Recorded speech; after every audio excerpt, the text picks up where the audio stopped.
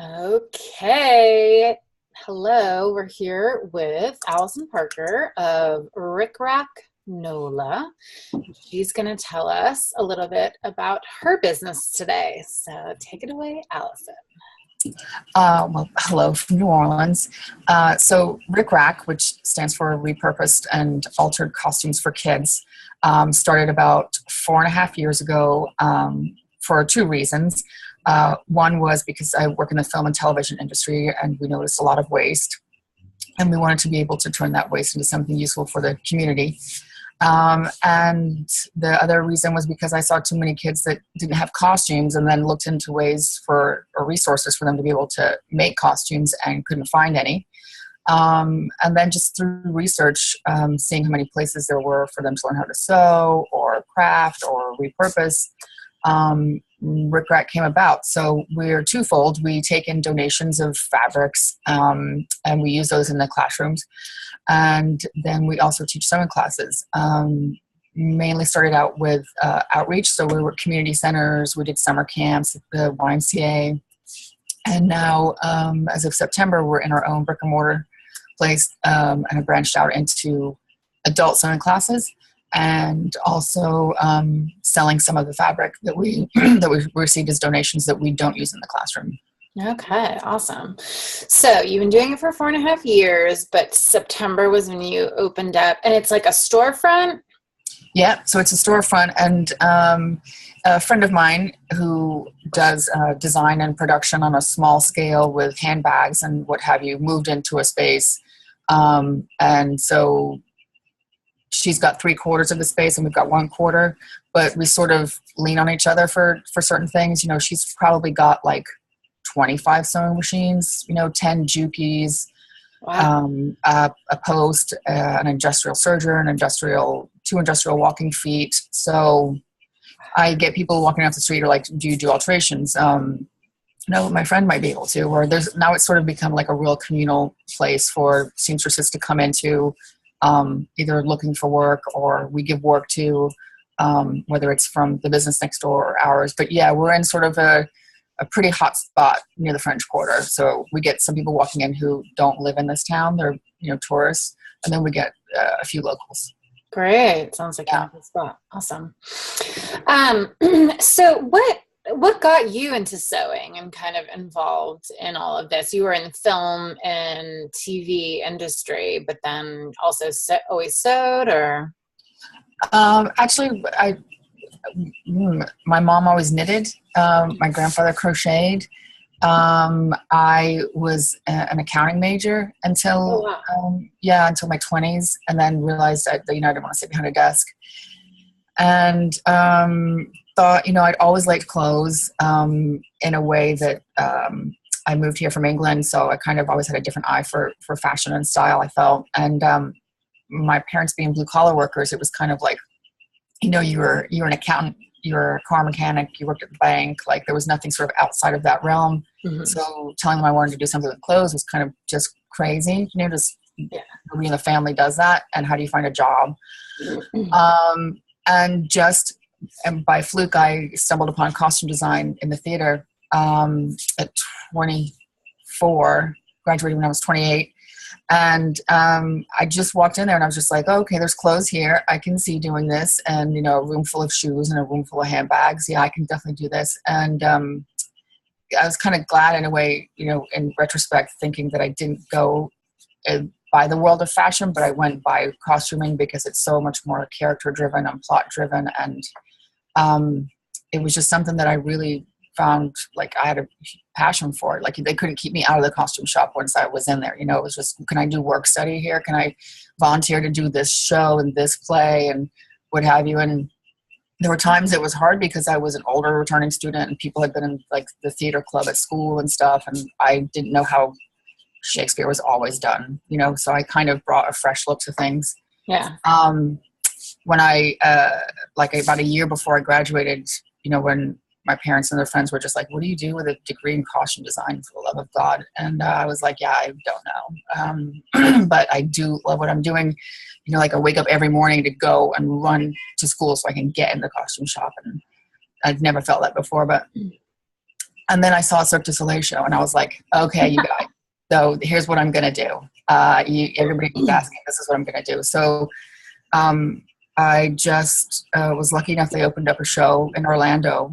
So 6 months after I graduated, I went there and worked on the creation of a show, and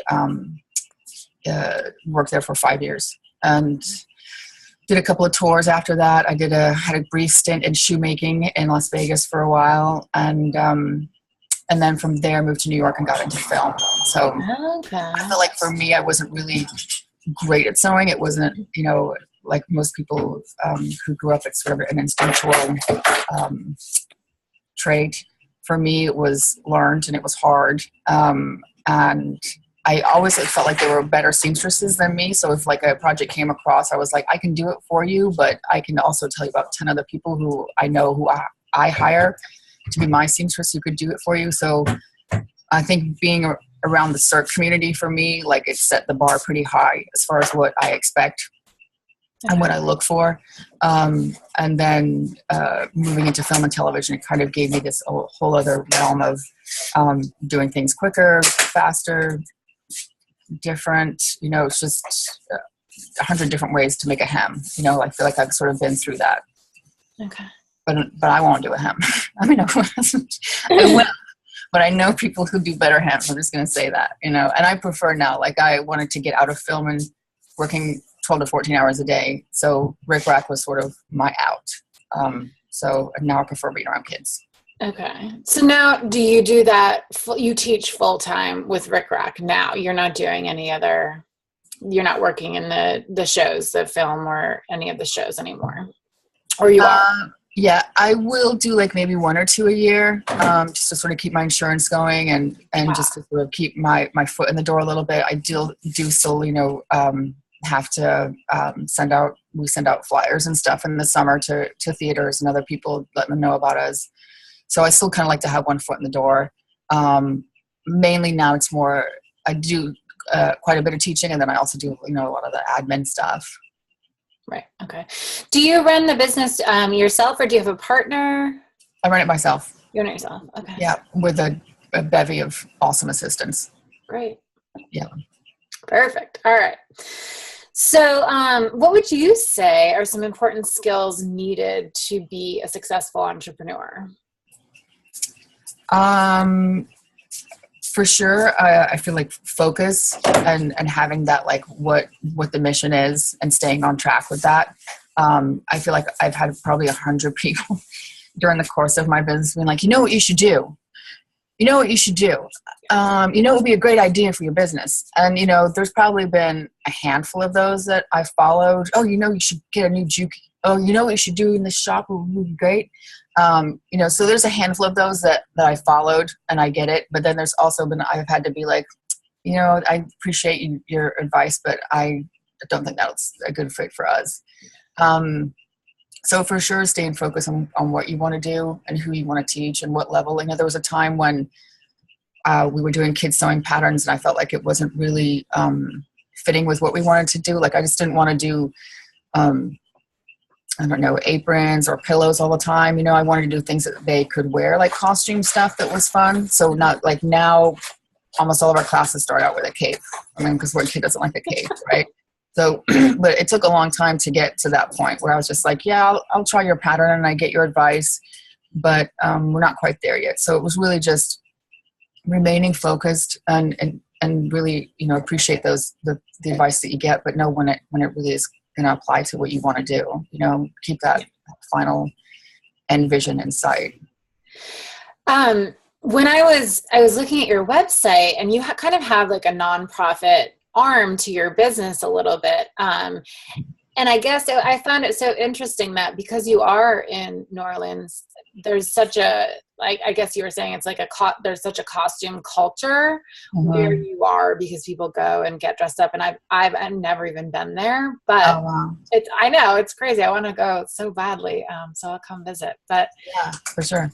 But did you end up there because, you were saying you were working in Florida, you were working in New York. Why did you end up there? Because of costuming, or? No, actually, I was here on location with a film. So after being in New York for 5 years, going to New York was really like, do I go to New York or LA? Because I wanted to, go to the next level. And it was like New York is theater and film, and LA is mainly film. And my background was a lot of theater, so I had friends and family nearby. So New York was a no-brainer. But then living in New York, I was like, maybe I don't really fit in New York. I was just like, everything is just so. It's such a job, to go to the grocery store is like a job, and to go to a doctor's appointment is a job, to go to the vet, it's a job. Like it was so like cumbersome. I was used to having a car and things being convenient. So the more jobs I started taking out of New York, I was like, oh, I'm going to go to Las Vegas for 6 months. Because can I live here? Then I'd go to Miami for a couple of weeks. I'd be like, could I live here? So I was constantly like, wherever was going on location, seeing what the industry was like and the environment was like. And finally I got here and I was like, yes, I can live here. Okay, I get it. Like the costuming community, for one, of course, there's Mardi Gras and stuff, but the film industry was just starting to pick up. There's a couple of costume rental houses. So there's always like some part-time things. There's not as much theater, so there's not, opportunities to design anything for live productions, but there's definitely the culture here for sure. Yeah. Okay, that was 8 years ago. That was 2008. And it was really just like I came here and went back to New York, packed my bags and came right back. Wow. That's great. Yeah. It's funny. I kind of live my life doing that as well. Could I live here? Could I live here? Yeah. Cause I don't live in Manhattan, but even here in Jersey City, it's just such a like chore to do really anything. And as much as I'm open to moving somewhere else, I haven't figured out where that is yet. So, and then when you make a business, you have a business and you have some success with your business, it's very hard to be like, oh, I'm going to go start over somewhere else. So. Right. Yeah, totally. Yeah. I know a lot of costume people, they've moved here. It's changed everything for them, for sure. You be careful when you come here. It's surprising, actually. The one thing here is that there's not many fabric stores. Like you go to places, and even Las Vegas that I've been to, where I'm like, seriously, like 2 Joann's and a Hancock's. That's what we've got rolling here. Like, okay, but everybody goes to New York to shop for fabric when they need it. So, yeah. All right. So, talk a little bit about marketing for your business. What are the things that you do to get more customers in the doors learning how to sew? Well, I think first off, it's got to be like the most important thing, part of the business. Maybe I didn't express that in the entrepreneur part, but for me, like if I won the lottery or I won $10,000, I'd spend 9,000 of it on marketing if I could. Like it just is imperative to everything. You don't need an accountant if you don't have any money for them to count because you haven't done marketing. Like it's like all the other jobs that need to be done are irrelevant if you don't have good marketing. We do a lot of Facebook sponsoring, like, just boosts. Yeah. So they can get out to 10,000 people or whatever, something around in the neighborhood. We've done a couple of the like children's small zines that are in, the supermarket, Kids and Family New Orleans. There were a couple of like Nola, mom's blogs, that I felt like we spent a lot of money on that didn't really get much traction. So I don't think I'll do that again. But it really is that it's the Instagram and the Facebook, and we just do a lot of sponsored marketing with that. And then we reach out to the other community pages that are close to us too. Okay. Not much else in the way of print. The couple times we've done print, I haven't seen anything come afterwards, Yeah. And it's Facebook. Facebook is working just because of the engagement that you have on Facebook, or? Yeah, because of the replies that we get, or the shares that we get, or the comments that we get. Yeah, or a lot of times that people hear about the class, that's what they say they heard it from. Okay, that's great. Let's see.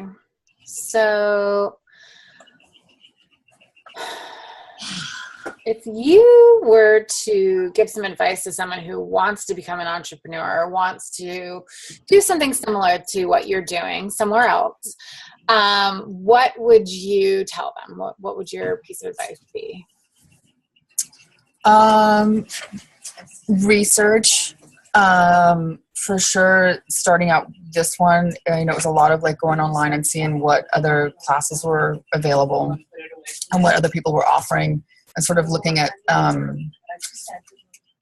like, can you teach a kids class in 3 weeks? How long do you need to sit in the classroom? Like an hour and a half. Our first classes that we taught at the YMCA were with 40 kids. And I was like, 40 kids, fine, right? I mean, that's not 40 kids. And then I figured, like maybe like 2 teachers per 10 kids. And it was like insane. It was insane. So like, I don't have much of a teaching background. I mean, I have 0 teaching background. So it was really like, okay, so yeah, 40 kids might be too much. And then not even just that, but it was like prepping the projects, so I'd have 40 kids at one site 2 times a week, and I'd have 40 kids at another site 2 times. So I was prepping like 200 plus projects a week. So I was just like, yeah, so that's not good. So let's drop it to 20 kids. Let's drop it to 10 kids. Drop it to 6. Like, what can we really handle? And at what point does the lesson, like, it becomes detrimental to them if there's too many people in the classroom? Yeah. So, for sure, like, I have pages of the sewing schools around the country and their system, how they set up their class structures, what things seem to be more popular and not popular, and working or not working. So I did a lot of research on other schools. Okay. Yeah. Okay. That'll be yours at some point. Pretty good chance you're bookmarked, M. Avery. Yes. Okay. So it sounds like if you're doing that many kids, well, you're not doing that many kids anymore, but if you've got that kind of reach, you definitely have some employees. You're not the only one teaching classes. Can you talk a little bit about that? How many employees you have, what they do, how it's helped you to grow your business? Yeah, sure. So, I probably have, I'd probably say 4 teachers that are in the circle. I have one that does, I would say, like 75% of the classes.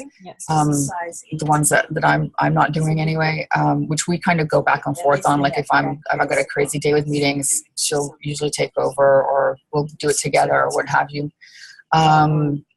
There's been a couple of other teachers that I've had that went off to teach their own sewing classes. So I think for sure, like, if you're starting out and you're thinking about that, or hiring teachers, like, I definitely would get something in writing as far as your contract. I felt like I got burned a couple of times with them, where I was just like, it's a Facebook post from Christine teaching sewing classes. Like, that's crazy. Like, what's that about? Okay. Yeah, really strange, but all right. So I'm going to let you go now. Yeah, so like, for sure, I would definitely make sure everything's in writing with the teachers.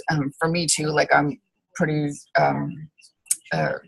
hardcore about like preparation and making sure like all the machines are working before a class, and come in 10 minutes before and just unwind and make sure we have all the supplies ready and stuff. I don't want it to start like you're running in the door when class starts and then we don't have everything ready and stuff. So it just seems like, especially if it's an hour and a half class, it can go by so fast, Yeah. So even though you've got the space where your studio is, you teach classes elsewhere. So you're teaching mobily.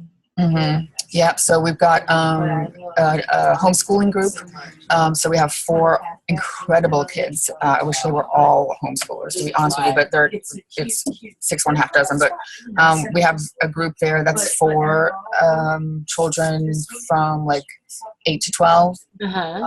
And then we have a grant that to go into like a pretty underserved school, and we have 12 kids there. We see 4 Monday, and 4 on Tuesday, and 4 on Friday, a different group. And that actually started out with 3rd graders, and then now they're doing so much with testing and what have you. We bounced down to 1st graders, and we're doing a little bit more hand sewing with them. And I found some really cute like textile recycling fun fact pages that we do and stuff with them. We might get into machine sewing. I'm not sure. They're a handful. That group is a handful, but yeah. And then I have one school who is right across the street, and they walk over here. Okay. Yeah, they're middle schoolers. Right. Yeah. I'd love to get more. I'm actually just starting to talk with a sort of a business advisor about being able to use our nonprofit organization to benefit more, to get more grants. But even in that aspect where we qualify for more grants, it's just such a process. So I've kind of funded the business mainly on making it work for ourselves, like finding the money within ourselves, or classes paying for other things. With the grant that you have, that was something that you wrote yourself to go into the underserved school?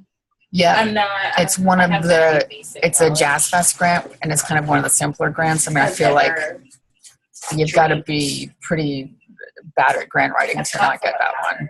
But it's also a matching grant, so whatever they give you, you have to find the funds somewhere else to match it. Oh, okay. Yeah. Okay, cool. Yeah. Okay. What would you say are the sacrifices that you've had to make as an entrepreneur and not working for someone else and getting a paycheck from someone else? It's kind of like more like time, for sure. Mm-hmm. Like it's a 24-hour day, and it's one of those like whenever there's an opportunity, like we've done some festivals and we've had a booth at some events. So that'll take up my weekend if I have to go and do that. But it feels like, if there's a chance that I can reach one parent or a chance that I could reach one kid, then I'm going to do it, regardless. Because then they might talk to somebody, or they might be able to tell their principal about us, or what have you. So it's one of those, like, especially in the beginning years, where you just have to go through every door just about that opens, or every opportunity that presents itself. So it's really just been, it's been like a child to me, really. It's been a 24-hour a day, 7 days a week. Yeah. I'm never not the founder of ricRACK. Yeah. I live it. Yeah. Yeah. Well, how do you find that kind of, do you find that that's takes a toll on you, not having more of like a work-life balance? Or is that like the only way you would have it, that this is like your child and you're like, I'm all in? Or do you ever feel like, oh my gosh, I need a break? I do, and I have, and I think it definitely has, the way it's evolved has been somewhat kind of perfect in a way, just it being outreach for 4.5 years. So we didn't really have this responsibility of having the doors open every morning at 10 a.m. like we do now. Yeah. So it was, if I wanted to take some time off, like to say get married and go on a honeymoon, I did that. I went away for just about 3 months for that, and just sort of that's a honeymoon. Yeah. Just sort of set up the one class ended, and then we weren't starting up again until summer camps, in July. So it was a window there to do it. For sure, like my husband is the same for the time that he has to share with me. But I think that being that it's exactly everything I wanted to do. Like I wanted to save textiles, from the landfills, and I wanted it to be environmentally responsible, and I wanted to teach that responsibility to kids as well as learning how to sew. So at no part has it ever been that I felt like I was